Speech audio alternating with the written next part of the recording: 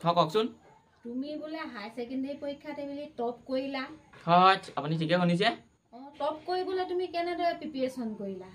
আমাৰ এইটো সাইডেটো লাইন সাইনবোৰ বেছিকৈ গৈ থাকে ঠিকে শুনিছে আপুনি লাইন চাইন বহুত গৈ থাকে নক'ব আৰু আইতা ৰাতি যে জোনাকী পৰুৱা আহে জোনাকী পৰুৱা পোকৰ পোহৰত পৰিছিলোঁ মই পোকত যে পোহৰ ওলাই নক'ব আকৌ ৰাতি যে ঢেৰেকনি মাৰে ঢেৰেকনি পোহৰতো মই পঢ়িছিলোঁ আৰু আমাৰ এইফালেতো গাড়ী অহা যোৱা কৰি থাকে গাড়ী পোহৰতো মই পঢ়িছিলোঁ পিছে আৰু এটা কথা সুধো কওকচোন আজিকালি জানো নকল সকলবোৰ কৰিবলৈ দিয়ে কি ক'বনো আইতা আজিকালি নকলৰ বহুতো সুবিধা আছে মিনি জেৰক্স আপুনি চাগে এতিয়া নতুনকৈ শুনিছে মিনি জেৰক্সৰ দ্বাৰা মই গোটেই কিতাপখনৰ নকল মই পৰীক্ষালৈ যাওঁতে লৈ গৈছিলোঁ সেইকাৰণে মই আজি এইটো পৰ্যায়ত উপস্থিত হ'ব পাৰিলোঁ অসমৰ ভিতৰত মই টপ কৰিব পাৰিলোঁ HS এক্সামত